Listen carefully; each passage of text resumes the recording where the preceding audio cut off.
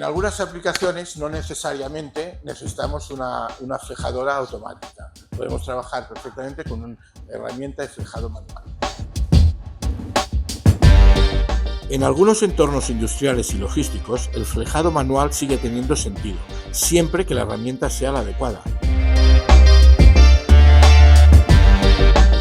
Esta herramienta puede usarse tanto con fleje de poliéster como con fleje de polipropileno, con lo cual se adapta a cualquier tipo de material.